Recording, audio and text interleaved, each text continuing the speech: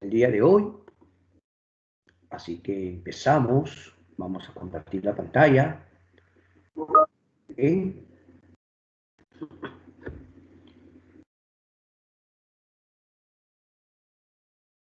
Correcto.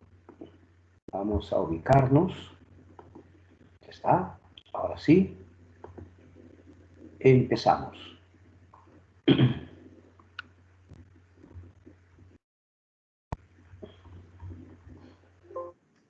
Muy bien. El tema que vamos a tratar el día de hoy es también conocido el tema retorno a la democracia o restauración de la democracia. Entonces, vamos a conversar acerca del gobierno de Belaúnde. Veremos cuando Belaúnde vuelve al poder después de 12 años. Ahora explicaremos qué pasó. La gente volvió a votar por él. Recuérdate que había ocurrido un llamado escándalo de la página 11 cuando él salió, ¿sí o no? Por lo tanto, el día de hoy nos corresponde analizar el tema retorno a la democracia. Y claro, vamos a analizar primero el gobierno de Belaúnde.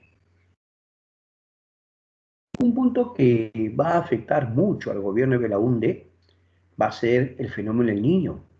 En términos económicos va a ser muy perjudicial, sobre todo para el sector agrícola, el sector pesquero. Ahora lo conversaremos.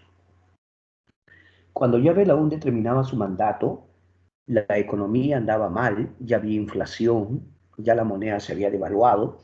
Entonces, en el gobierno de Belaúnde se cambia la unidad monetaria al INTI. Mira, ahí lo ves, un INTI. Listo. Pasado un tiempo, va a llegar al poder Alan García. Aquí tenemos a Alan García, pero con Alan García la situación económica se va a agravar más todavía. Ya con Alan García hablamos de hiperinflación. ¿Qué va a pasar con los INTIs? ¿Qué va a pasar con todos esos billetes? La devaluación va a ser tal que esos billetes ya van a llegar a un punto en que ya no servía para comprar. Y en el gobierno de Alan García van a ocurrir las colas enormes, colas para adquirir productos alimenticios. La gente hacía cola para comprar alimentos. Todo esto en la clase de hoy día. Hoy vamos a hablar acerca de el gobierno de Belaúnde y el gobierno de Alan García.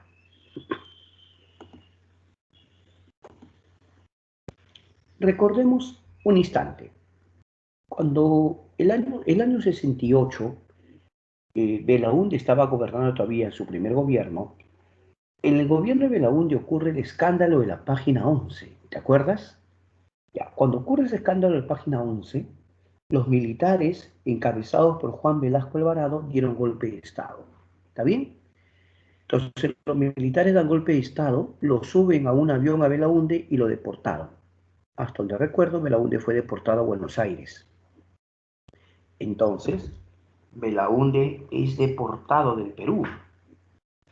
Y durante 12 años, ojo, porque 12 años duró el gobierno militar, Juan Velasco gobernó 7 años y 5 años gobernó Morales Bermúdez. En esos 12 años, claro, no había democracia, era un gobierno militar, era un gobierno militar,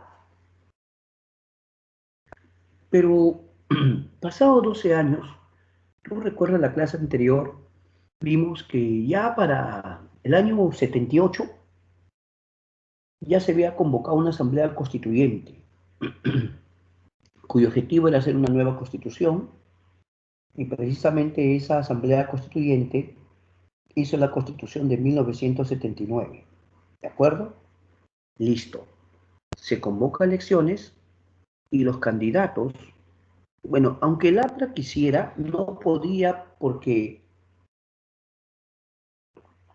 me refiero a que Víctor Raúl es el que no podía, porque ya el señor Víctor Raúl estaba muy mayor, Víctor Raúl estaba en sus últimos días, ¿no? Y fallece Víctor Raúl. El APRA sufrió un golpe muy duro, su líder histórico había fallecido, los apristas sentían mucho la pérdida de su líder. Pero, ¿quién podía ser el candidato del APRA? Algunos decían Alan, profe, pero Alan era muy joven todavía. Según la nueva constitución, el candidato debía tener 35 años para aspirar a ser presidente. Y Adán tenía apenas 30, entonces a Adán le faltaban 5 años. Por lo tanto, ¿quién fue el candidato del APRA? El señor Armando Villanueva del Campo. Otro líder histórico del APRA, claro, Armando Villanueva, otro líder histórico del APRA. Sin embargo, Belaúnde Terry regresó al Perú y empezó a hacer una campaña en la cual él decía que cuando él había gobernado en su primer gobierno, él había hecho obras, que él había realizado muchas obras preocupadas por los sectores populares. ¿Te acuerdas que Belaúnde en su primer gobierno hizo obras, viviendas, carreteras, ¿no? Entonces, Belaúnde empezó a decirle al pueblo que él estaba haciendo obras para los sectores populares, ¿no? Y que eso de la página 11, eso fue un pretexto, ¿no? Eso fue un invento, o sea, como que justificó, ¿no? Es más, no hablaba del tema. ¿Por qué? Porque estratégicamente no le convenía, ¿no? Pero lo que dio a entender es que él había estado haciendo obras para los sectores populares y que los militares interrumpieron ese proceso, ¿no? Belaúnde empezó a decir, en mi gobierno yo respeté las libertades democráticas, yo no perseguía a nadie. Y aunque tú no lo creas, mucha gente empezó a decir, no, sí, a Belaúnde lo sacaron por las puras, eso fue un pretexto. En serio, yo te estoy hablando lo que se vivió en esa época, ¿de acuerdo? Entonces, ¿qué pasó? 12 años después, la gente vota otra vez por Belaúnde. 12 años después, Belaúnde presidente, ¿de acuerdo? Por el partido que él había fundado, él fue el fundador de Acción Popular. Cuando Belaúnde toma el poder, como tú lees ahí, su primera medida fue firmar la ley que devolvía los medios de comunicación a sus dueños. De repente la semana pasada no te expliqué mucho sobre esto, pero en el gobierno de Velasco y el gobierno de Morales Bermúdez, porque fueron 12 años, prácticamente se había confiscado los medios de prensa, radio, TV, prensa escrita, ¿no? Los gobiernos militares se caracterizan porque muchas veces limitan la libertad de expresión.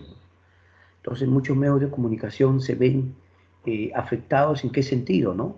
Su línea editorial tienen que pensarlo bien, una censura. Por eso es que se dice que Velasco, al tomar los medios de comunicación y dárselo a los trabajadores, ¿no? De alguna forma eso era un mensaje para que la línea editorial no sea crítica al gobierno. Claro, los medios de comunicación podían seguir funcionando, pero debían ocuparse principalmente de programas culturales, programas familiares, ¿no? Y si daban noticias, pues no debían ser muy críticos al gobierno. Esa era la idea que ocurrió en ese entonces, ¿no? De acuerdo. Pero ¿qué hace Belaúnde? Belaúnde les devuelve a sus auténticos dueños, ya sea los canales de televisión, las radios y los medios de prensa escrita, revistas, periódicos, ¿no? Y Belaúnde con esto dijo, pues yo sí respeto la democracia, ¿no? Yo respeto la democracia. Entonces la gente decía, no, sí, Belaúnde es un demócrata, ¿no?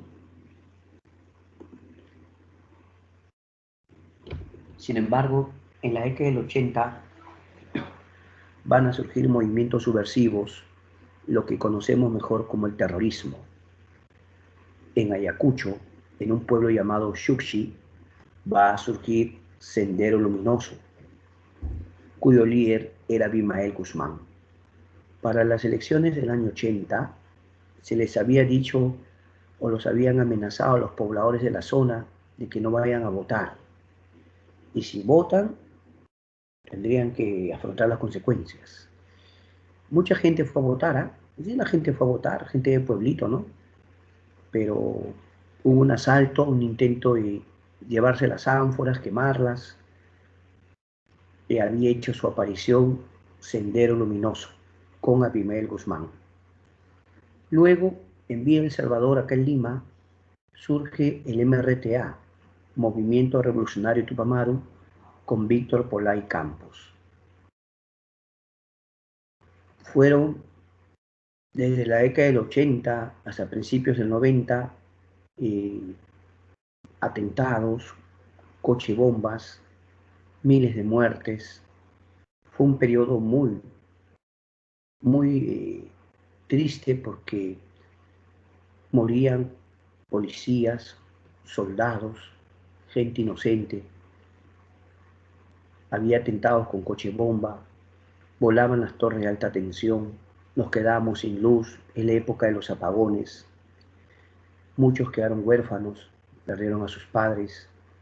Para el que era hijo de militar o hijo de policía, a veces su padre iba a enfrentar a estos grupos y ya no regresaba.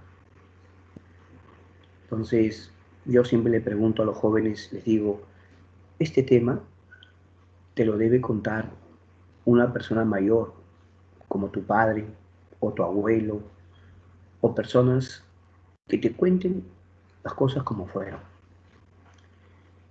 Eso es, creo que ellos son el mejor libro de historia, siempre lo he dicho. El mejor libro de historia es tu abuelo, es tu padre, porque ellos te pueden contar porque lo han vivido. ¿Te das cuenta? Década del 80, si es que tu padre ya existía, ¿qué edad tenía? ¿Qué edad tenía tu papá? ¿Qué edad tenía tu mamá? Con todo respeto. Por ejemplo, para este década del 80, yo estaba en la primaria. Yo estaba en la primaria.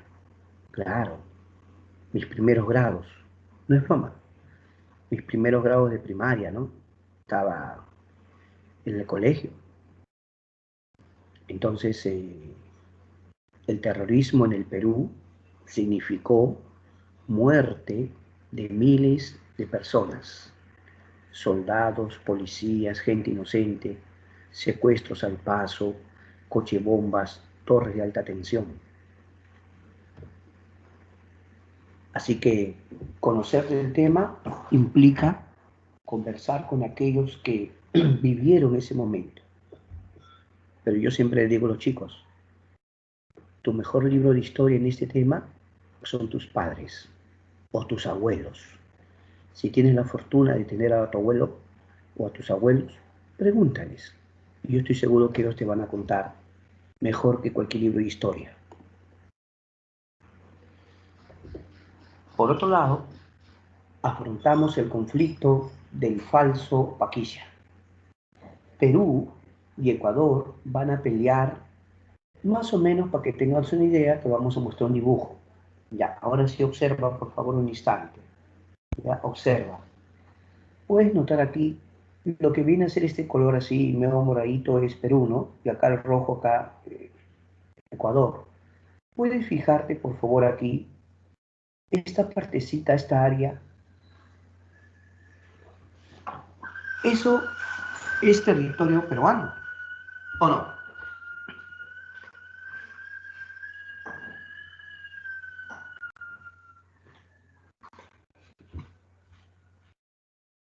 Resulta que las tropas ecuatorianas ingresaron al territorio peruano. No ves que esta es la frontera. Si tú te fijas bien, esta es la frontera. En esta zona de la frontera había un lugar llamado la Cordillera del Cóndor. ¿Ya? O sea, esta zona de la frontera se conocía como la Cordillera del Cóndor. Entonces, la Cordillera del Cóndor era una frontera natural entre Perú y Ecuador.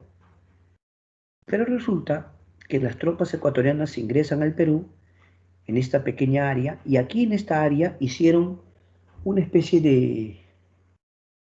de poblado al que llamaron Paquilla. Entonces Ecuador luego mostraba mapas y decía, miren, Paquilla es nuestro, Perú nos ha quitado Paquilla. Empezaron a reclamar ese pueblito. Pero si usted mira el mapa, ese pueblito estaba en nuestro territorio, ¿cómo que? Entonces Belaúnde usando un mapa, le explicó no solo al Perú, sino al mundo entero. Usando un mapa, Belaúnde le dijo, miren señores, la división entre Perú y Ecuador es la cordillera. Entonces la cordillera para este lado es Ecuador y para este lado es Perú. Así de simple. Pero resulta que los señores ecuatorianos han ingresado a nuestro territorio, han hecho un poblado al que ellos llaman Paquilla y dicen que es de ellos. Entonces Belaúnde denunció que se trataba de un falso Paquilla. Fue un falso Paquilla. Y así, señores, se dio la guerra con Ecuador del año 81.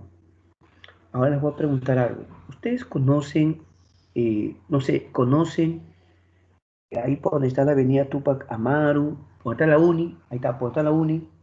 ¿Se han fijado que por ahí hay un cuartel del ejército, conocido como el Fuerte Hoyos? ¿Lo han visto? Está por la Uni, un cuartel del ejército. Ya un poco más allá está Caquetá, creo, ¿no? Entonces, ¿por qué se llama ese lugar el Fuerte Hoyos? En honor al general Rafael Hoyos Rubio, que enfrentó a las tropas ecuatorianas y las expulsó de ese lado de la cordillera, los sacó de ahí, ¿ya? Los expulsó. O sea, Perú en tiempo récord derrotó a las tropas ecuatorianas. Pero el año 82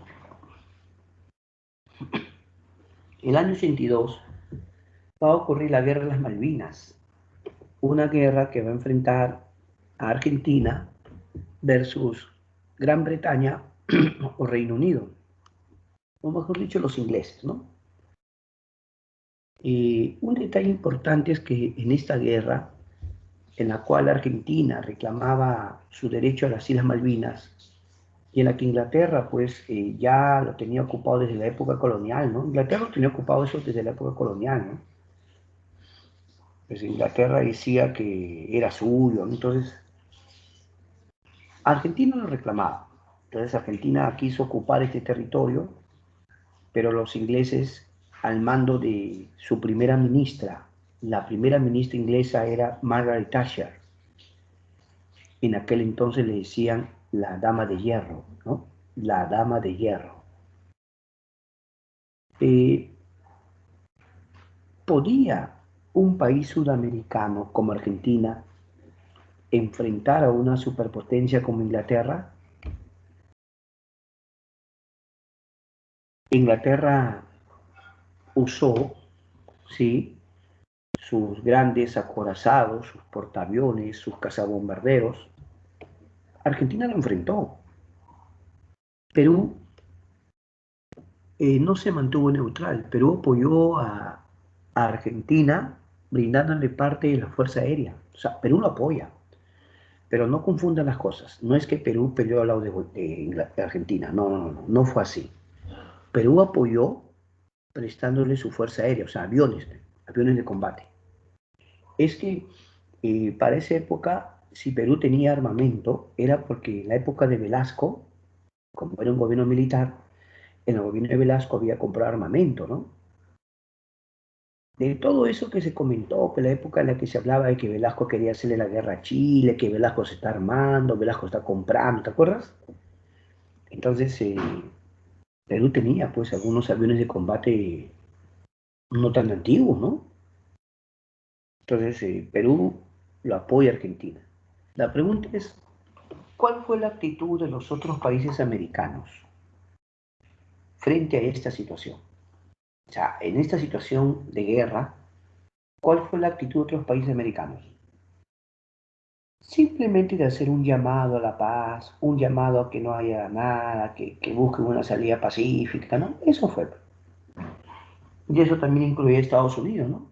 Estados Unidos dijo que eran neutrales, que por ahí debía llamarse a la ONU, que la ONU haga su papel de buscar una conciliación, una mediación, ¿no? Te cuento un dato curioso. Para la década del 80, Perú tenía en el señor Javier Pérez de Cuellar al secretario general de las Naciones Unidas. Claro, un peruano, Javier Pérez de Cuellar, era el secretario de la ONU. Se dice que él va a buscar una mediación, una salida diplomática entre ambos países, ¿no? Pero la guerra sí se dio, sí hubo guerra. Lo que sí podemos decir es que todo el mundo quedó impresionado cuando veía cómo por el Atlántico se desplazaba la armada inglesa sus barcos de guerra modernos, súper modernos, sus acorazados, sus destructores, ¿no? Vía aérea se veía sus cazabombarderos. ¿Por qué? ¿Por qué Inglaterra desplegó todo su, por decirlo así, pues poderío, ¿no? Que según dicen, Margaret Thatcher quería dejar claro que no podías desafiar a Inglaterra de una forma así, sin que pase nada. Si tú desafiabas a Inglaterra, de alguna forma tenías que afrontar las consecuencias. Entonces, eh, Margaret Thatcher quiso dejar claro en el mundo que aquel que se atreva a desafiar a Inglaterra tendría que afrontar las consecuencias, ¿no? Y Argentina se enfrentó, pero bueno, lamentablemente al final los argentinos son derrotados. Y es por eso que aquí nace una rivalidad entre Argentina e Inglaterra, que tal vez va a quedar para la historia, ¿no? Por eso es que cuando en el fútbol se encontraban, causaba mucha expectativa. Pero esto fue el año 82. Para el Mundial de México 86, para el Mundial de México 86, en la que Maradona se consagra como el mejor jugador del mundo, donde Argentina fue campeón del mundo, ¿sabías tú que cuando en México 86 en el Mundial se enfrenta Argentina con Inglaterra, al mundo le causó mucha expectativa ese partido? Quedaban los recuerdos de una guerra, pero algunos dirán, profesor, pero una cosa es el deporte, otra sí, tiene usted toda la razón, ¿no? Pero hay sentimientos que salen a relucir, ¿no? Algunos tal vez sabían que militarmente no pudieron con los ingleses, pero al menos ganarle en el deporte en el que los ingleses siempre han dicho que ellos son los inventores del fútbol, ganarle en su deporte en el que ellos eran supuestamente los mejores. Así que en México 86, amigos, ocurre el primer gol, el gol con la mano de Dios. No sé si usted recuerda cuando Maradona salta encima del arquero y una ayudadita con la mano, profe, el gol conocido como la mano de Dios. En ese momento que hubo el gol, los ingleses corrían para decirle al árbitro que ha sido con mano, pues no, una ayudadita ahí. Maradona salta como que va a cabecear la pelota, pero luego se ve que como que con la mano lo ayuda, ¿no? Y la pelota ingresa. El arquero y los defensas ingleses todos corrían a reclamarle al árbitro, pero el árbitro validó el gol. Ese es el gol conocido como la mano de Dios, un gol famosísimo en la historia, ¿no? Pero bueno, algunos decían, no, pero está ganando con un gol que no ha sido, ¿no? Pero de repente, como este fue el Mundial de Maradona, de repente Maradona desde media cancha empieza a llevarse a uno, a otro y a otro, empieza a dejar en el camino a los defensores ingleses, se lleva hasta el arquero y señores, muchos consideran que es el gol más hermoso de la historia, ¿no? Muchos consideran que es el mejor gol de todos los tiempos. Maradona se lleva a los ingleses. Yo ya estaba, creo, en primero y secundaria, o ya estaba en segundo, hay un poquito de hacer memoria, y yo me emocioné tanto porque me gusta mucho el fútbol, disculpen ustedes, me gusta mucho el fútbol. Cuando yo vi ese gol, quedé pues, la época en la que en la casa el televisor era en blanco y negro, una tele chiquita teníamos, me acuerdo, una tele chiquita, blanco y negro, pero cuando vi ese gol, creo que el planeta entero quedó maravillado, ¿no? Escuchen ustedes la narración del argentino, el que narra el gol se pone a llorar, llora, pide perdón, porque creo que habíamos presenciado el mejor gol de toda la historia humana, en serio. Me ha hecho recordar mi juventud, años que ya no volverán. Así Argentina eliminó a Inglaterra y así el mundo entero dijo, bueno, Argentina no le pudo ganar en la guerra a los ingleses, pero sí en un partido de fútbol, ¿no? ¿Qué les parece? Por supuesto, yo sé que estamos hablando de historia, pero la historia humana también tiene estas cosas como el fútbol, ¿no? Que hacen que muchos se emocionen. Ahora, una de las cosas más lamentables de la historia es lo que pasaba acá también en el Perú. Como ya estábamos en plena época del terrorismo, ya había atentados, muertes, cochebombas, apagones, secuestros al paso. Ayacucho va a ser la zona más golpeada del Perú. Cuando se publicó el informe final de la Comisión de la Verdad y Reconciliación, se mostró que uno de los lugares más golpeados por el terrorismo fue Ayacucho. En esa foto que ustedes pueden ver, 8 periodistas de diversos medios de comunicación viajaron a Ayacucho. Querían investigar, hacer un reportaje. Obviamente un periodista lleva sus cámaras. En ese entonces llevaban sus grabadoras con cassette, ¿no? Grabadoras con cassette, esas filmadoras antiguas que usaban unas cintas grandes. O sea, es otra época, amigo. Ahora no, pero ahora ya tú tienes una tecnología impresionante, pero en esa época las cámaras usaban rollos. Tu cámara usaba rollo. ¿Te das cuenta, no? Tus grabadoras usaban su cassette. Son otros tiempos. Entonces los periodistas fueron a esa zona a averiguar, a investigar, pero qué irónico, ¿no? Ellos fueron la noticia. Nos mataron, los masacraron. Todo el Perú se preguntaba quién ha hecho esto. ¿Quiénes han sido capaces de matar a estos periodistas de esta manera? Todo el mundo le preguntaba al presidente Belaúnde, explique usted qué pasó, qué sabe la policía, qué informaciones hay, queremos saber. Entonces empezaron las investigaciones. Todos querían saber, ¿será o no será? ¿Será o no será? ¿Qué dicen ustedes? Se encargó una comisión investigadora a cargo del señor Mario Vargas Llosa en aquel entonces, miembros de la sociedad civil, miembros de la iglesia, harían una investigación. Eso implicaba entrevistar a testigos del hecho. Había pobladores que habían visto, sabían algo. La verdad, tenían tanto miedo que no querían hablar. Muchos decían, no, no, no quiero declarar, preferían hasta irse. Estaban asustados, obviamente.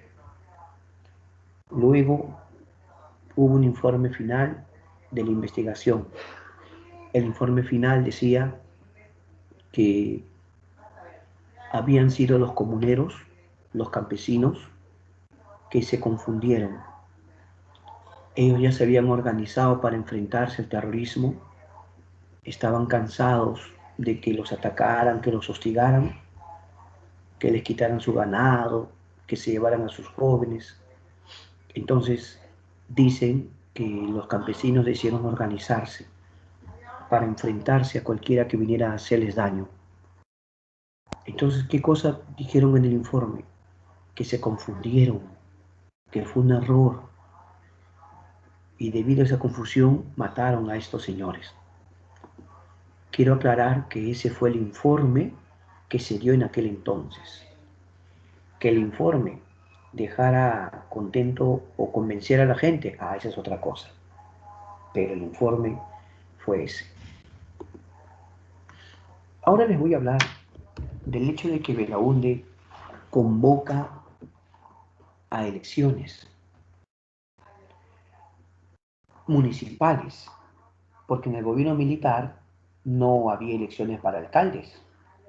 Fueron 12 años donde si la ciudad tenía un encargado, pues sería otro militar, pero no elegido por el pueblo. Entonces, Belaúnde convoca elecciones y sale elegido Eduardo Rego, de Acción Popular, pero luego el año 84 es elegido Alfonso Barrantes Lingán de la Izquierda Unida. Más allá de sus ideas, una de las cosas que prometió él fue el vaso de leche. ¿Ve esa foto? Ahí está con su vaso. ¿Ve? Y ahí está el símbolo de la municipalidad, ¿no? Porque, ¿cómo es la vida, no? Yo me acuerdo que cuando era niñito, bueno, este tema me permite contarte cosas también de mi vida porque uno tiene que haber vivido el asunto, pues, ¿o no?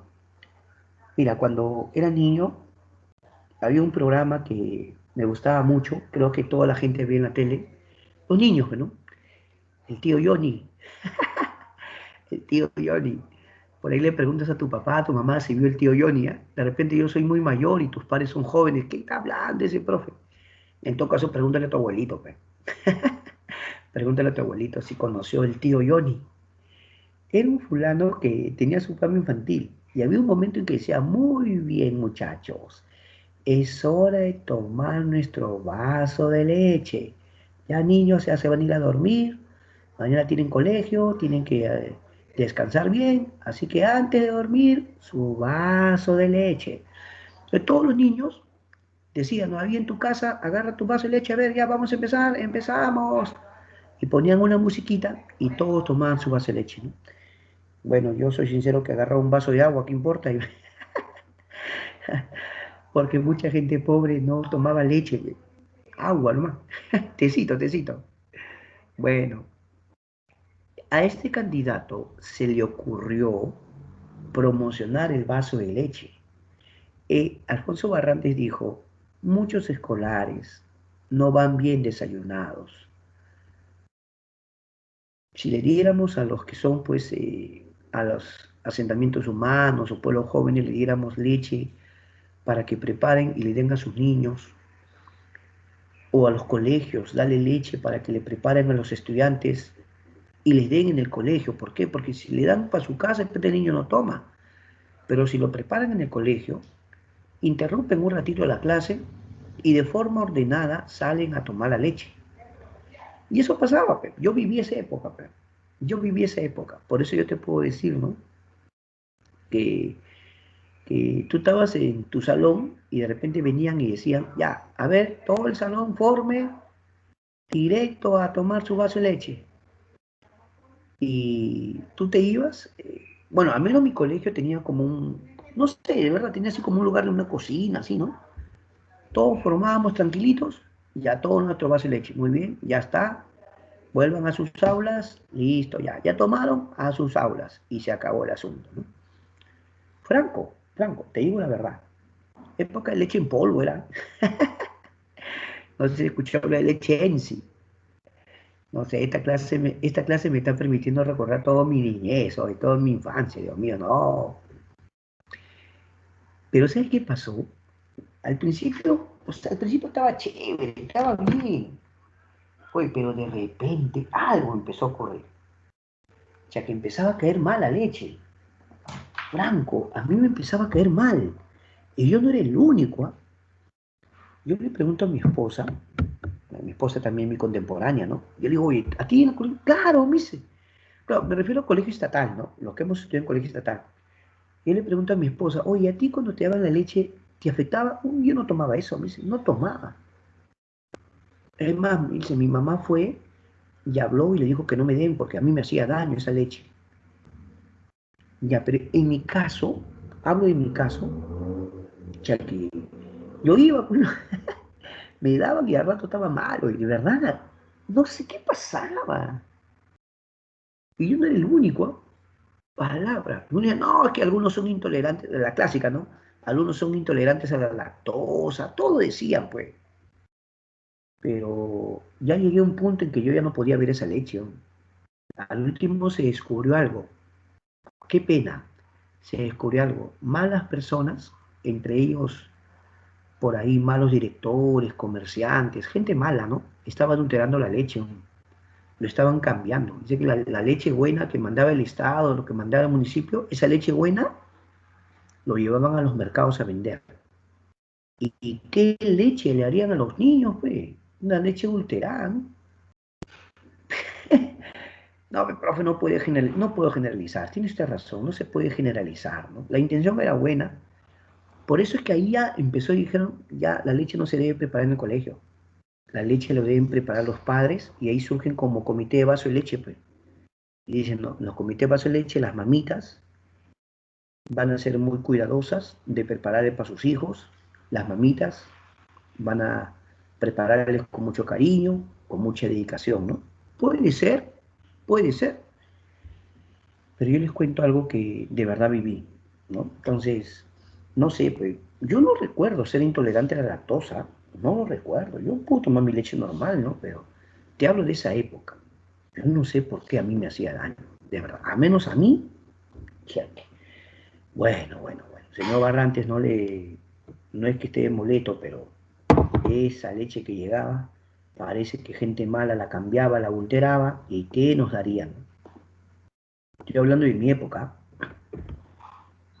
Pero en el año 83 ocurre el fenómeno El Niño. Esto perjudicó la agricultura, la pesca, las inundaciones por todos lados. Sí.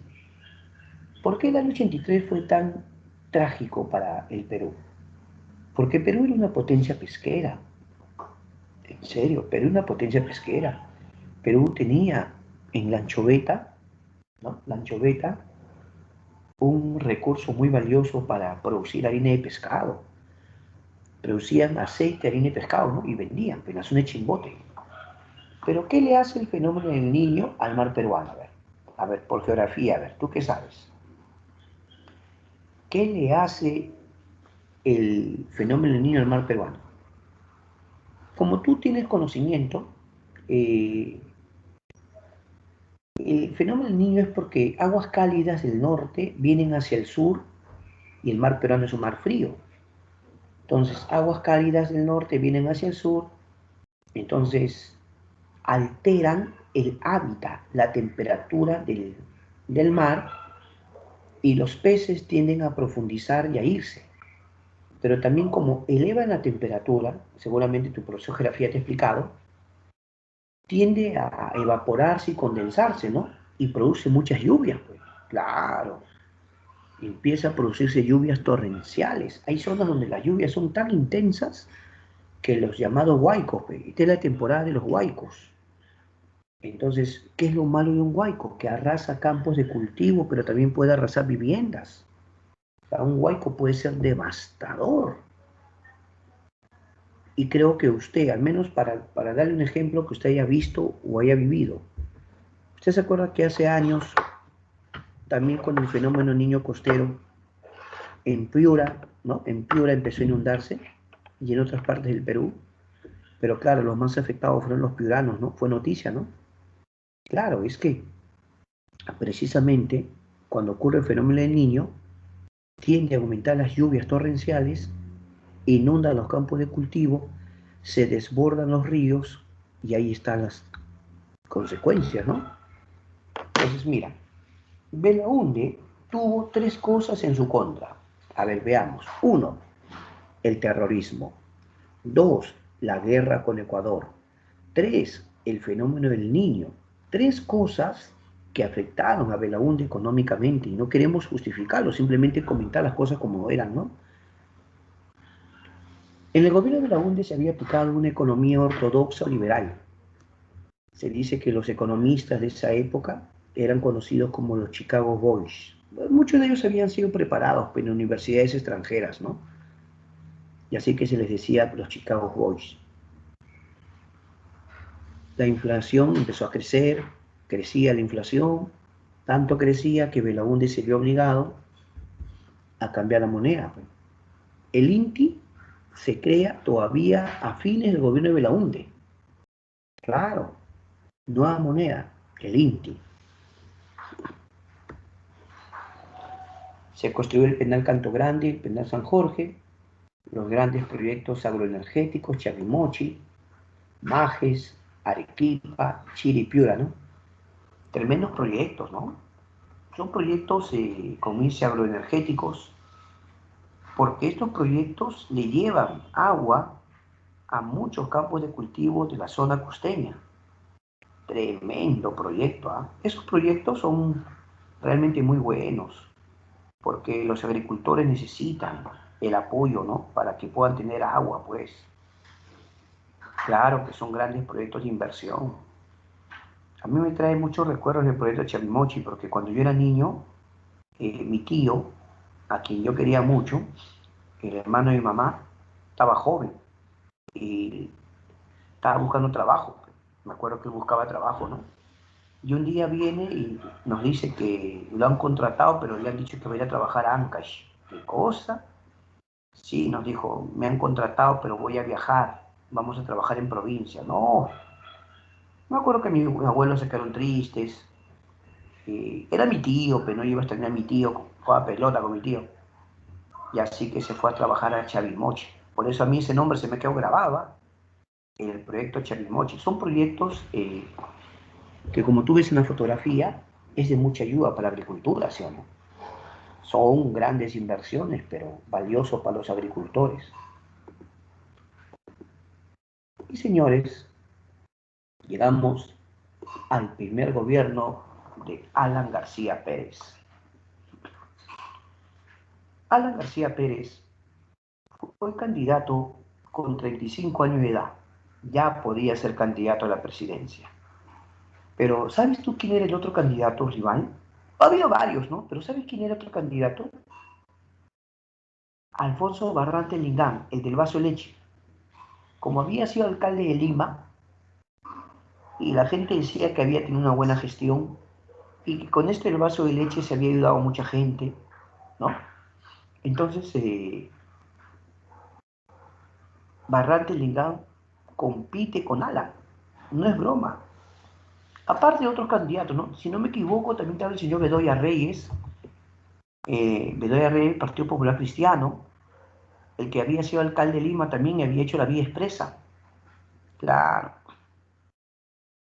Resulta que Alan García llenaba las plazas, las multitudes se emocionaban por su oratoria, vamos a llamarle así, su oratoria, sus discursos que conmovían y emocionaban a las multitudes. Muchos decían que Alan era el sucesor de Víctor Raúl Haya de la Torre y que si Alan era un gran discursante era por eso.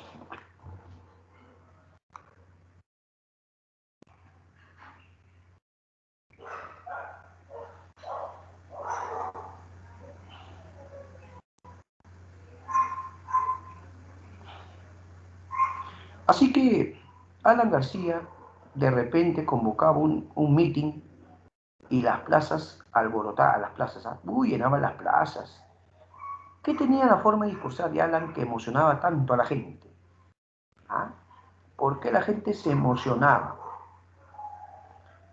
Porque muchos escuchaban a alguien que tenía facilidad de palabras. Y no vamos a negar que también tenía un carisma para llegar a las multitudes.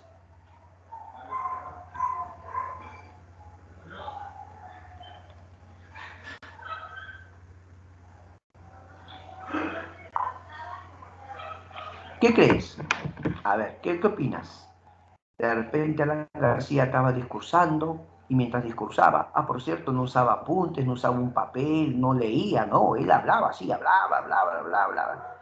De repente Alan estaba discursando y soltaba un poema, Alan se ponía a declamar un poema, caminante, no hay camino, se hace camino al andar, que la vida es sueño, que los sueños son.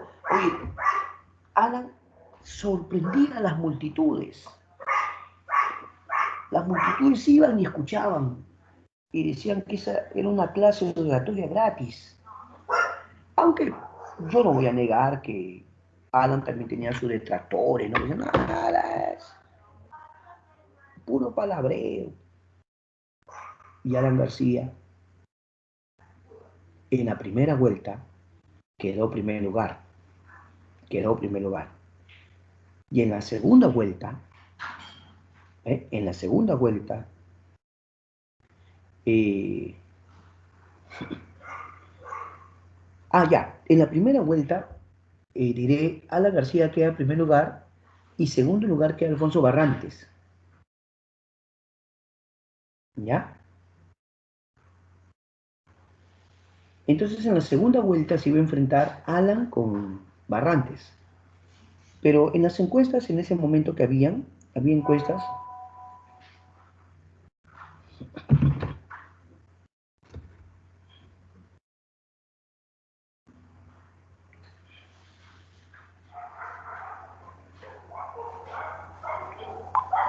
Alan García se veía en las encuestas que podía ganar, podía ganar. Y al parecer en las encuestas se veía mucha diferencia ya entre Alan y Barrantes. Entonces ya no hubo segunda vuelta porque Barrantes un día anunció que se retiraba de la competencia. Barrantes dijo, miren, en las encuestas se ve que Alan García ganaría con facilidad. Por lo tanto, he tomado la decisión, dijo Barrantes, de ahorrarle ese dinero al Perú. Que el Perú no gaste ese dinero en una elección que sabemos que Alan va a ganar. Así que yo procedo a retirarme. Y así que Alan fue proclamado ganador y asumió la presidencia del Perú. Alan García dice, mi compromiso es con todos los peruanos, ¿no? Así que él va a ser el primer presidente aprista. Muchos le llaman el gobierno del 10%. ¿Por qué, profesor, el gobierno del 10%? El año 85 anunció que Perú pagaría solo el 10%. Claro. Él dio un discurso en las Naciones Unidas. Acá tenemos una pequeña foto. Ahí está. Alan García dio un discurso en las Naciones Unidas donde argumentó que muchos países americanos, por estar pague y pague su deuda con tremendos intereses, no tienen dinero para hacer escuelas, hospitales, carreteras o atender a los pobres, ayudar a combatir la desnutrición infantil. No, dijo Alan, nosotros estamos pague y pague deuda externa y no tenemos cómo combatir la pobreza. Por lo tanto, mi gobierno solo va a pagar el 10% a la deuda externa. Esto definitivamente no fue del agrado de los países poderosos, ¿no? El Fondo Monetario Internacional decidió sancionar al Perú declarándolo país inelegible. Pero Alan García va a aplicar un modelo económico heterodoxo. Primero, control de precios. Segundo, subsidio de los alimentos. Tercero, congeló el tipo de cambio. Vamos a explicar. Primero, control de precios. Como los precios subían constantemente porque los comerciantes especulaban, era común que a veces mamá iba al mercado y su caserita que le decía, caserita, mañana va a subir el azúcar, el arroz. Así que yo le recomiendo que no se lleve 1 kilo, mejor llévese 2, 3 kilitos, caserita, porque va a subir, ¿ah? A mí me han dicho, como usted es mi caserita, yo le aviso, ¿ya? Va a subir, ¿ah? Y así paraban. De repente los productos iban escaseando, estaba raro, ¿no? ¿Por qué escasean los productos? Lo que pasa es que estaban especulando con los precios. Así que Alan García dio una norma. Habrían inspectores en los diferentes mercados para hacer un control de precios. Entonces, cuando de repente en los mercados aparecían la policía o iban a esas grandes tiendas, ¿no? Lo que llamamos supermercados, o a las bodegas de barrio, las bodegas, a veces llegaban y no había arroz, no había azúcar. Muchos dicen que los comerciantes lo escondían, cosa que venían y decían, persona que esté vendiendo más caro, usted subiendo los precios, se le va a sancionar con fuertes multas, se le va a cerrar el negocio, hasta denuncia penal va a haber, ¿ah? Entonces, ¿qué empezó a hacer la gente? Empezó a esconder los productos, pues lo escondían, pues, lo escondían. Entonces, cuando tú ibas a la tienda y decías, señora, deme 1 kilo de arroz, uy, no hay arroz, ay, ay, ay. Deme 1 kilo de azúcar, no hay azúcar, ¿cómo que no hay?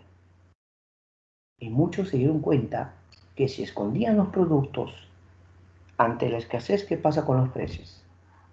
Los precios cada vez subían más. Entonces el gobierno ahora dijo, tranquilos, vamos a ayudar a la población. ¿Cómo le vamos a ayudar? Vamos a hacer subsidios a los alimentos. Si un producto, su precio real, un ejemplo, solo es un ejemplo hipotético.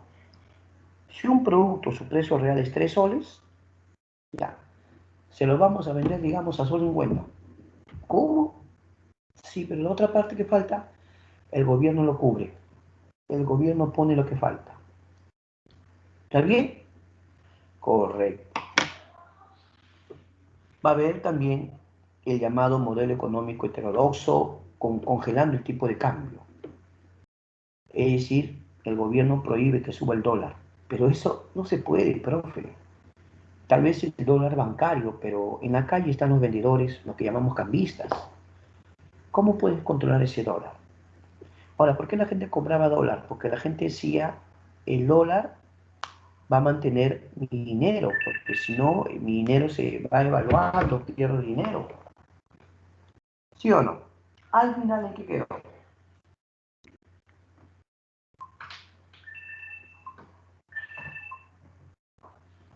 Muy bien. ¿Qué les parece? Poco a poco las cosas iban subiendo, escaseaban los productos. Encima el FMI y el Banco Mundial nos declaran país inelegible. Es decir, ya no nos van a comprar, no nos van a prestar dinero, no van a invertir. Esto es porque Perú dijo que solo iba a pagar 10%, entonces el FMI nos va a sancionar. Va a surgir una hiperinflación por la excesiva emisión monetaria para mantener los gastos del Estado. Mira los intis. De repente en tu casa tienes esos billetes, ¿ah? De repente, de repente. Miren, los primeros debes tener. Cualquiera de estos de repente algún familiar guardó, ¿no? Pero los últimos no creo, ¿ah? Porque este de acá es de 1 millón de intis, ¿ve? Y el último es de 5 millones. Esos eran los billetes que todavía valían. Porque el resto ya era papel, ya se había devaluado tanto que ya. Este millón de intis y este 5 millones de intis todavía te permitían comprar cosas, pero los otros ya. Pero imagínate, un billete, 1 millón de intis. ¿Te imaginas? ¿Eso qué idea te da? ¿Cuán devaluado estaba el intis, o no? Un billete de 5 millones de intis, mira, la devaluación fue tal, y entonces de repente se evalúa la moneda, va a haber medida de autoridad, le llaman paquetazos cuando el gobierno anunciaba nuevas medidas, pues. Anunciaba, ¿no? El precio del pan sube a tanto, el precio de esto sube a tanto, paraban subiendo las cosas. Pero de repente, ¿qué veíamos en las calles? Veíamos gente haciendo cola. Una vez más, la pregunta es, ¿qué edad tenía su señor padre, su señora madre, con el respeto que se merece cuando era el año 85, 86, 88, 89 ya? Puras colas, por todo lado, para comprar arroz, azúcar, leche. En serio, ¿por qué la gente tenía que hacer tanta cola? Te voy a contar. De repente el gobierno de Alan hizo un anuncio. El anuncio era el siguiente. Quien quiera, así dijo, ¿ah? Quien quiera comprar arroz, leche, azúcar, todo eso, decía el gobierno, mañana temprano el gobierno va a vender arroz, salud, a precio de fábrica. ¿Por qué? Porque el Estado le va a comprar toda su producción a las fábricas. Y así evitamos a los comerciantes especuladores ya. Olvídense los comerciantes ya. Ahora el gobierno va a comprar toda la producción de arroz, leche, azúcar y le va a vender directo al pueblo a precio de fábrica. Para eso, el gobierno va a mandar camiones portatropas del ejército y la policía. Entonces vamos a imaginar, ¿ya? Solo es un ejemplo hipotético, ¿sí? Que entre la avenida Universitaria y la avenida Carlos Izaguirre, es un ejemplo, va a llegar un camión de la policía o el ejército trayendo arroz, azúcar, leche. Hagan su colita tempranito. Otro camión va a llegar a la intersección, por ejemplo, de la avenida Universitario y San Felipe, ya. ¿Ves? Listo. Otro va a llegar a la altura de la Universidad de San Marcos. Y así, puntos claves. Tú tenías que hacer cola. Entonces la gente iba, normalmente quien iba a amanecerse, a dormir en la cola era tu papá o el abuelito.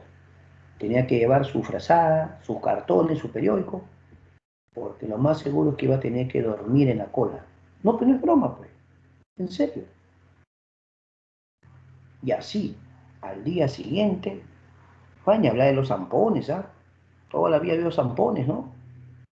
O algunos que dicen, no, mi amigo, él me ha separado, yo le encargué a mi amigo que me separe, que me guarde. No, no, yo un ratito me fue a la vuelta, pero mi amigo me ha cuidado. Uy, los que venden cola, siempre, ¿no? Hay los que venden cola, todo, pues todo eso pasaba, ¿no? Ya el gobierno de Alan estaba por las últimas, profe. ¿Ah? No, sí, las cosas se habían puesto bien difícil. De repente, otras obras, se crea el Ministerio de Defensa, se fusiona la policía. Antes era Guardia Civil, Guardia Republicana y la Policía de Investigaciones. ¿Ya? Se fusionan solamente en Policía Nacional de Perú. Que antes había pues, Guardia Civil, Guardia Republicana y la Policía de Investigaciones, o sea, la PIC. Así decían, la PIC. Incluso a los investigadores decían, en el Perú le decían los rayas. ¿En serio? A ver, pregúntale por ahí a tu abuelito. Papá, abuelito. De repente tú tienes a tu abuelito que fue Guardia Republicana, Guardia Civil, ¿no? O Policía de Investigaciones. Ya. ¿Qué hizo el gobierno de Alan? Lo fusiona todo. Policía Nacional de Perú. Hubo un intento de regionalizar el país. Se decía que si se unían algunos departamentos de una sola región, podría desarrollarse de forma conjunta, ¿no? El gobierno de Alan se intentó juntar departamentos. Es como si nos juntamos la Libertad con Lambayeque, una región, juntamos Piura con Tumbes, otra región, así, ¿no? ¿Para qué? Para que puedan ayudarse y desarrollarse de forma conjunta. Pero no, no tuvo éxito, no tuvo éxito. También el gobierno de Alan se inicia la construcción del tren eléctrico.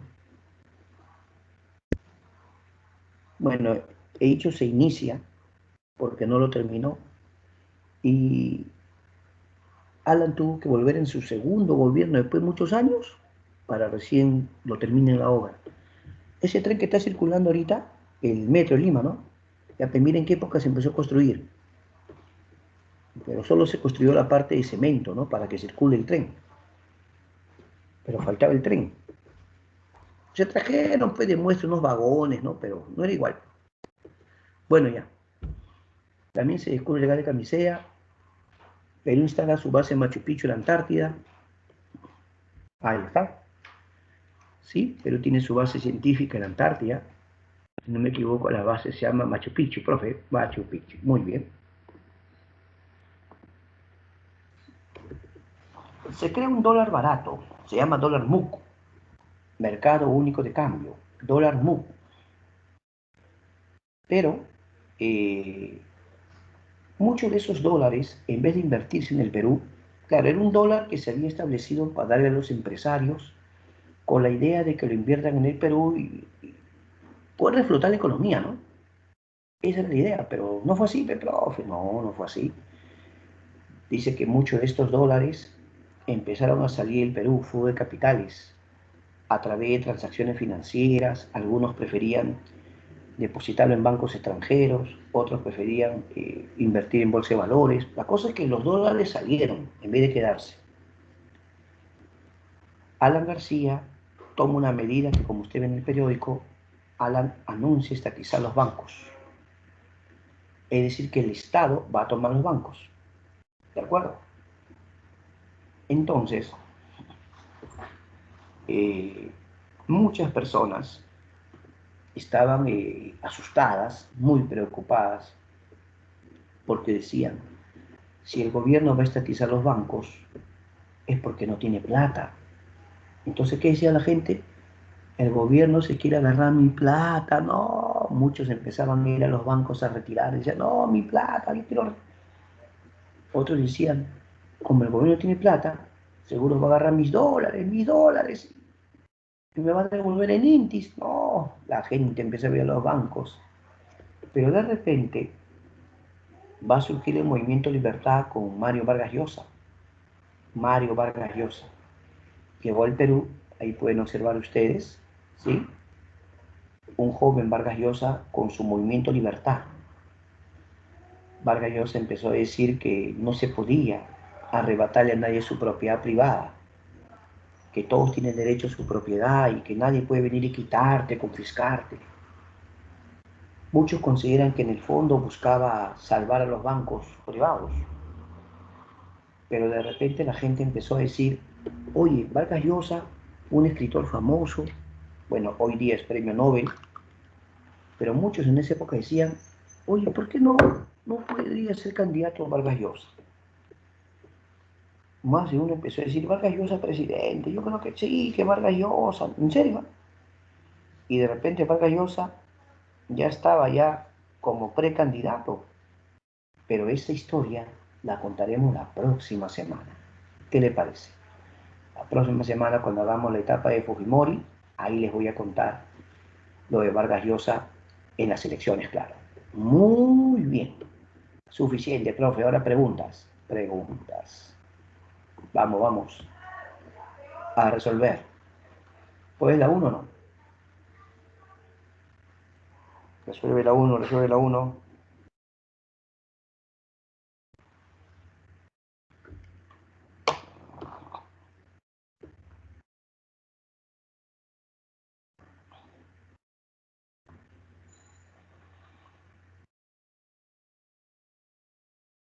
A ver, la pregunta uno. ¿Qué marcarías? ¿Puedes o no puedes? Sí puedes, contesta.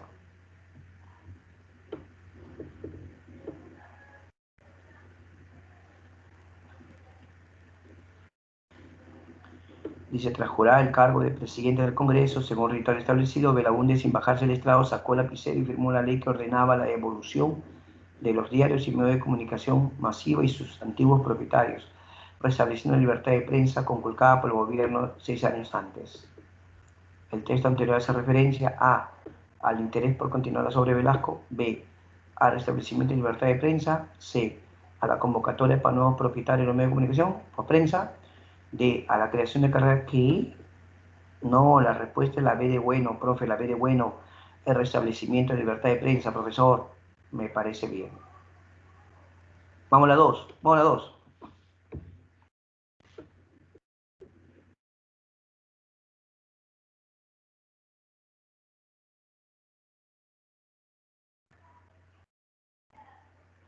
¿Cuál es tu respuesta? Habla de Belaunde, ¿eh? Habla de Belaunde. Vamos a la 2.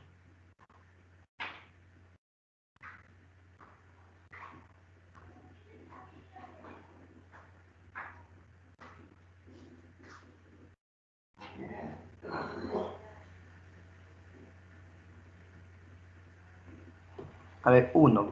Belaundia gobernó del 80 al 85, sí. Fue el representante de Acción Popular, por supuesto, él era el fundador.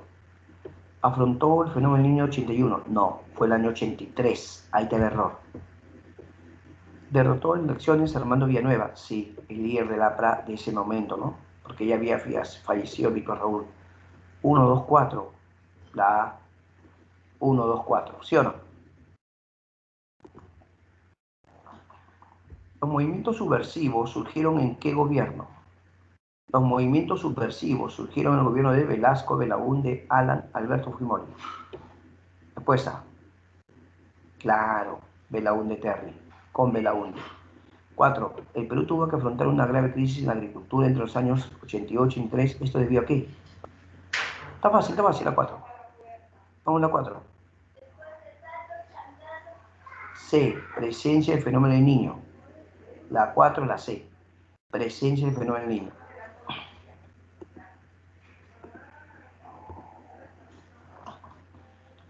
5. En abril del año 82 se da las guerras de las Malvinas entre Argentina y el Reino Unido, o Gran Bretaña, ¿no? La posición tomada por el Perú fue A. Ignorar a argentinos. B. Apoyar al gobierno argentino. C. Denunciar a Inglaterra ante la ONU. D. Llamar a intervenir la OEA. La respuesta es la B, apoyar al gobierno argentino. 6. Sobre el segundo gobierno de Fernando Belaúnde, señale si son verdaderas o falsas las siguientes proposiciones. A ver, ¿se construyó las Torres San Borja? ¿A qué dices?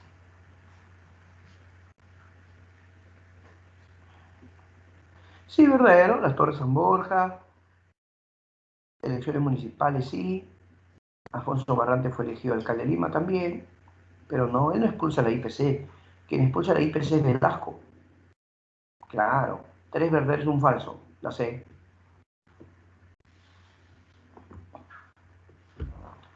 7. Es un acontecimiento ocurrido durante el primer gobierno de Alan García. Es un acontecimiento ocurrido durante el primer gobierno de Alan García. A. La caída del muro de Berlín. B. El atentado de Tarata en Miraflores. C. La toma de Xuxi en Ayacucho. D. El asesinato del periodista Xurajay. Bueno, en la pregunta 7 la respuesta es la caída del muro de Berlín. Claro, pero el año 89. El año 89. 8. Sobre el primer gobierno de Alan García indique las opciones correctas. 1. Gobernó el 85-90. 2. Fue el presidente más joven del Perú. A ver, ¿gobernó el 85-90? Sí. A ver, espérate, el más joven del Perú no está completa la idea, pues, porque tú sabes que Salaverry era más joven, ¿no? Salaverry tenía 29 para 30. Pero ahí nos dice elegido democráticamente.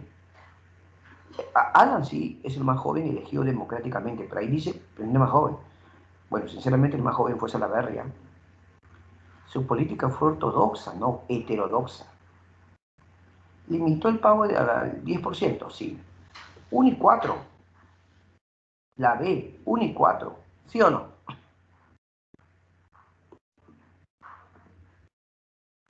A ver. En 1986, el FMI declaró inelegible el Perú. Ello trajo como consecuencia inmediata a los bancos del mundo negaron préstamo al Perú. B. La eliminación de los subsidios. C. El respaldo de la economía aprista. D. El surgimiento del movimiento de libertad. Dice consecuencia inmediata. O sea, ¿qué pasó en ese momento? Una consecuencia. El FMI nos declara país inelegible, por lo tanto la A. Los bancos del mundo negaron préstamos al Perú. La A. Vamos a la 10. Lee, por favor.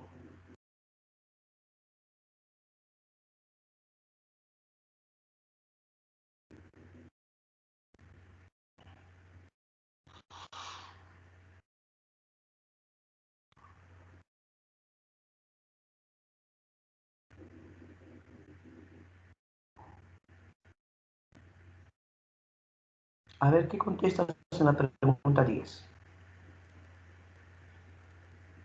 ¿Qué contestarías en la 10?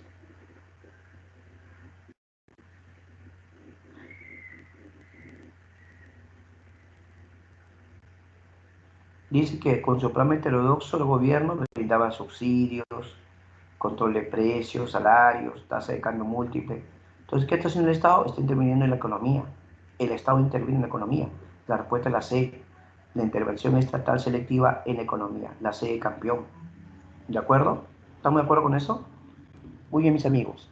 Es hora de ahora escuchar sus preguntas también. Ya o absorber sus dudas. Bien, bien. Seguramente ya por ahí empiezan a escribir ustedes. Listo. Vamos a ver también algunas inquietudes. Pero a esta altura del tema, amigos, creo que ya podemos hacer preguntas diversas, ¿no? Claro, ya podemos hacer preguntas diversas de todo, como que repasamos el curso ya. Ya, si gustan, pregunten del tema o temas anteriores, porque yo creo que a esta altura del partido ya deberíamos repasar.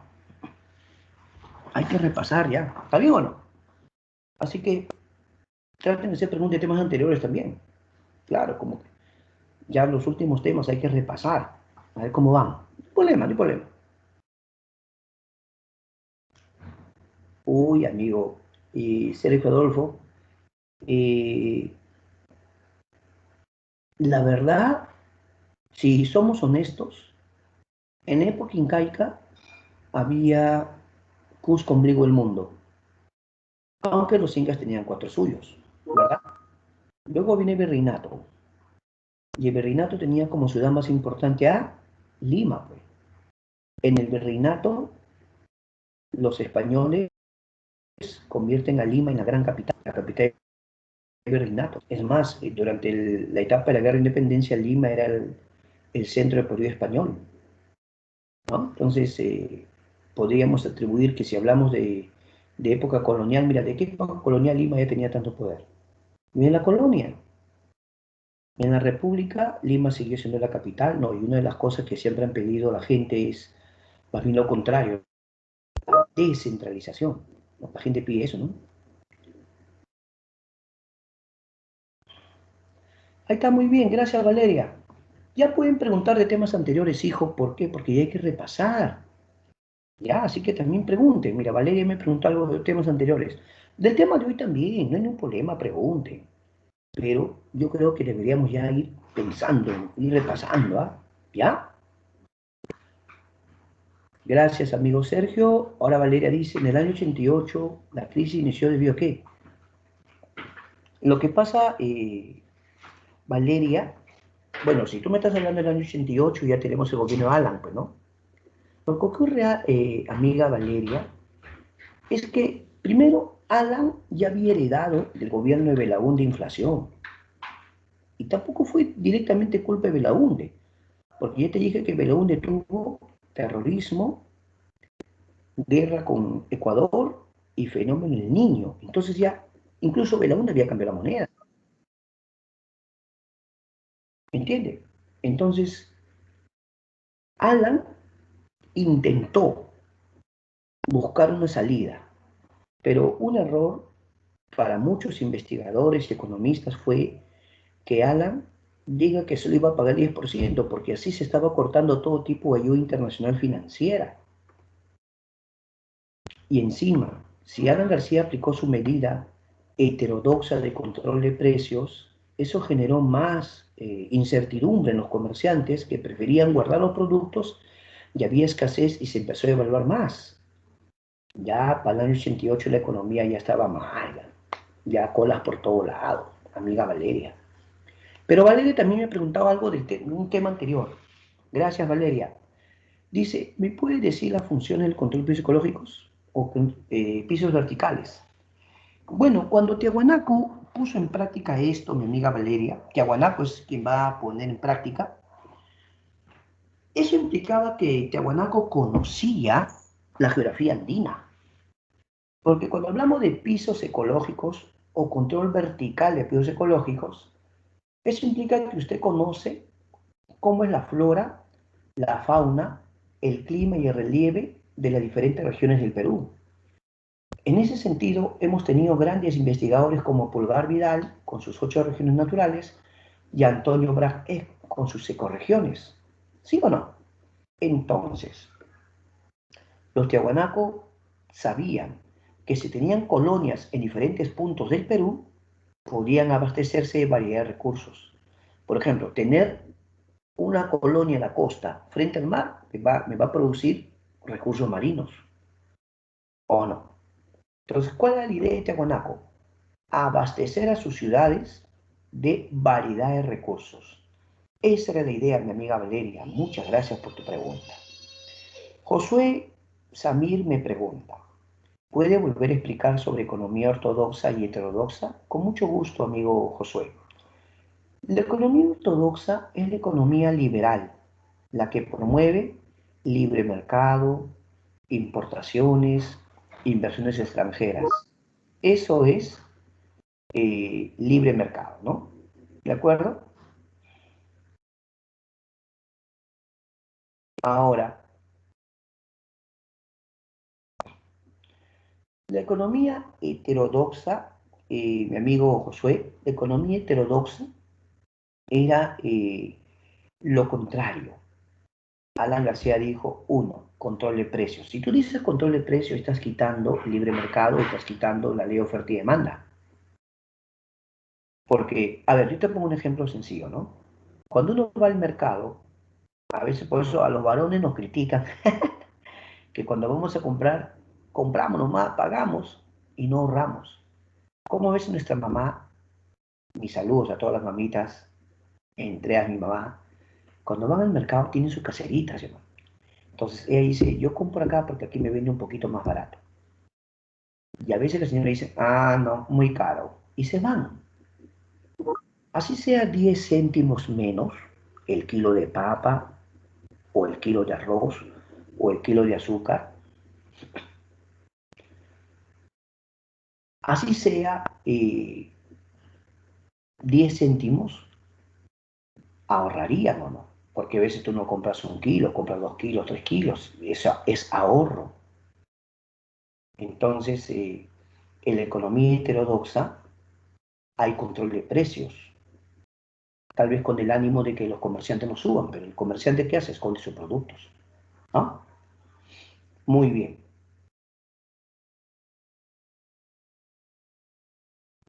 Luego preguntan, dice, profesor, si en el presente todavía el INTI era nuestra moneda, ¿estaríamos como Venezuela? Pregunta acá. Bueno, esta pregunta es de Marco Antonio.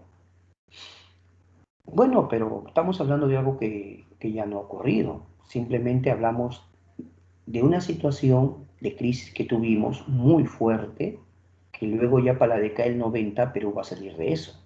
Pero para eso hubo ajustes económicos muy fuertes, como el shock. Ya en la otra clase hablaremos de ese asunto, ¿no? Pero lo que sí sería bueno aclarar es que muchas personas van a irse en Perú buscando trabajo en diversos lugares. No solo a Venezuela, se fueron a Japón, se fueron a España, se fueron a Chile, se fueron a Estados Unidos. Mucha gente empezó a migrar buscando trabajo en el extranjero. Mucha gente buscaba irse a Japón o a España, a Estados Unidos, Chile, Venezuela, otros países. ¿Por qué? Porque la economía estaba mal, pues. Entonces algunos buscaban eso, ¿ya? Bueno, Hilary, te puedo decir con sinceridad que las dos agrupaciones eran terroristas y lamentablemente eso significó miles de muertes para el Perú, eh, muchos policías, soldados y la verdad, absolutamente nada, nada justifica la violencia, nada. El que muera gente inocente es inaceptable, ¿no? Por eso es que, sinceramente, simplemente esas agrupaciones, con sus ideologías, significó, ¿no? El informe final de la Comisión de la Verdad habla de 69.000 muertos, imagínense, ¿no? La mayoría por terrorismo, aunque también hubo otros elementos, malos elementos que también cometieron abusos, ¿no? Pero bueno, ahora ellos decían abrigar sus ideas socialistas, ¿no? Según ellos. Pero bueno, vuelvo a repetirle, el terrorismo significó para el Perú miles de muertes. Mucha gente se quedó huérfana. Claro. Yo tenía un compañero de colegio, yo me acuerdo estaba en primaria. Estaba en primaria. Mi compañero de colegio tenía a su papá policía. Y yo nunca olvido cuando nos enteramos que había muerto el señor, ¿no? Así que de verdad, es una etapa, un capítulo de la historia del Perú muy lamentable. Me pregunta Sergio Adolfo Celada, ¿por qué Nicolás de Pérola se alzó en armas contra Cáceres? Lo que pasa es que Pérola era del Partido Demócrata, representaba un grupo de hacendados, ¿no? Ya, un grupo de hacendados. Pero se decía que Cáceres había llegado al poder en unas elecciones donde le habían favorecido mucho, le habían apoyado demasiado y como que lo habían ayudado, ¿no? Ese es el punto. Entonces, Piérola se une, Piérola es del Partido Demócrata, esos son los hacendados, se une a los partidos civil y así consiguen, ¿no? Sacarlo a Cáceres, ¿no? Un dato bien curioso es que Piérola en la guerra con Chile, cuando Lima fue ocupada, Piérola se va, según él, a organizar la resistencia. Y quien defiende el Perú es Cáceres. Pero ahora como él la vida, ¿no? Ahora es Piérola quien lo saca del poder a Cáceres. Bueno, Cáceres tuvo que renunciar, porque el tiroteo en la ciudad era horrible, ¿no? Ya no había forma ya. Así que Cáceres renunció.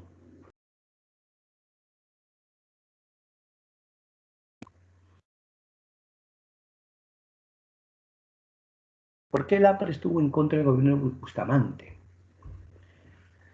Lo que pasa es que el APRA en primer lugar no podía postular por sí solo, porque estaba prohibido, según la ley, en la época de Sánchez Cerro, prohibieron los partidos internacionales, ¿no? Pero yo le hago una pregunta, ¿no? Eh, Cuando el APRA se une a Bustamante, en elecciones se une como parte de Fredena, Frente Democrático Nacional, ¿no? Fredena.